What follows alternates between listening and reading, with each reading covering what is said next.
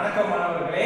இன்று நம்ம காணக்கூடிய தலைப்பு வந்து பாத்தீங்க அப்படின்னா 7ஆம் வகுப்பில் உள்ள அறம் எனும் கதிர் அப்படிங்கிற பாடலை தான் நம்ம பார்க்க போறோம்.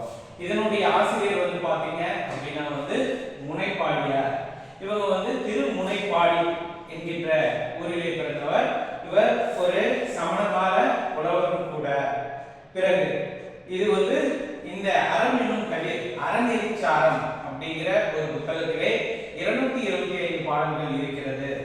ஏன் இதற்கு அறம் நெறிச்சாரம் அப்படின்னு பேர் வந்துச்சு அப்படின்னா அறக்கருத்துக்களை மட்டுமே தொகுத்து கூறுவதனால தான் இந்த நூலுக்கு இந்த பெயரும் வச்சிருந்தாங்க.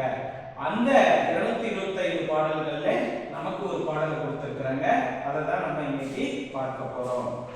மாணவர்களே, பாடத்திற்குள் நுழைவதற்கு முன்னாடி நம்ம ஒரு சில விஷயங்களை தெரிஞ்சு கொள்ளலாம். என்ன அப்படின்னா, இளமை பருவம் தான் நம்ம எல்லோருக்குமே, அதாவது ஒரு எந்த ஒரு விஷயமாகட்டும் பழகிறதா இருந்தாலும் சின்ன வயசுல பழகினது தான் அப்படியே வளர வளர நம்ம கூடவே வளர்கின்ற ஒரு பண்பாக இருக்கிறது. அதை தான் நம்ம தமிழ் பழமொழியில கூட சொல்லுவாங்க, 5இல் வளையாதது 50இல் வளையாது அப்படின்னு.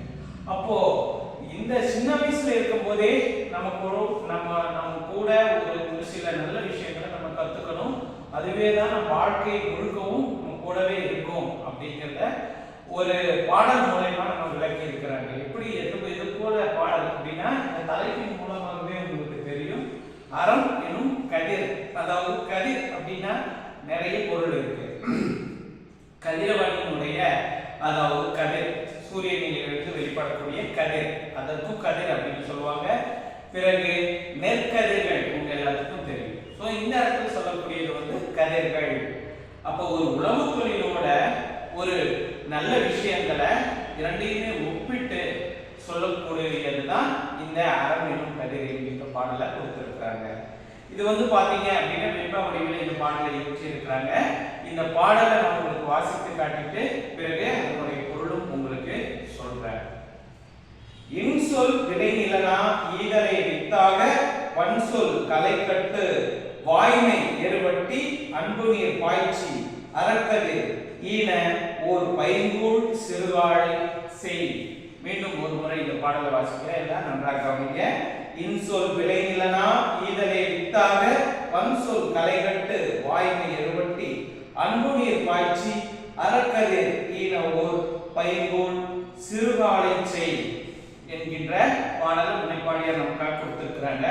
இந்த இடத்துல வித்து என்று வருவது சொல்லும் பொருளும் விதை, ஈனை என்பது பெறுதல், நிலன் என்பது வந்து நிலம். அது வந்து நம்ம இதற்கு முன்னாடி இலக்கண வகுப்புல பார்த்தோம். இரண்டுமே ஒரே பொருள் தரக்கூடியதுதான். அதாவது கடைக்கோழி அப்படின்னு படிச்சோம். நிலன்ல இன்னு இருக்கும், நிலம்ல இம்மு இருக்கும். சோ எழுத்துக்கள் மட்டும் மாறி வருவது கோழி என்று நம்ம படிச்சோம். களை என்பது வேண்டாத செடிகள், களை செடி உங்க எல்லாத்துக்குமே தெரியும். அதாவது நம்ம ஒரு 10 செடி, ஒரு நல்ல செடிகள் போட்டிருந்தா கூட அதுல ஒரு நூற்றுக்கணக்கான களை செடிகள் இருக்கும். பைங்கோல் என்பது பசுமையான பயிர். வன்சொல் அப்படிங்கறத இந்த இடத்துல கடுமையான சொற்கள் அப்படிங்கிறத சொல்லி இருக்கிறாங்க.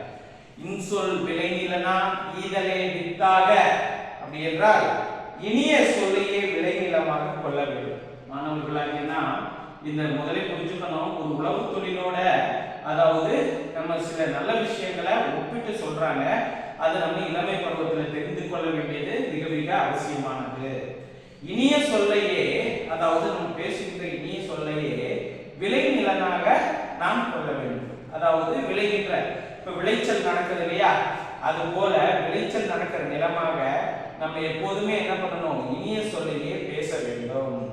அதில் ஈகை எனும் பண்பை விதையாக விதைக்க வேண்டும். ஈகை என்றால் என்ன?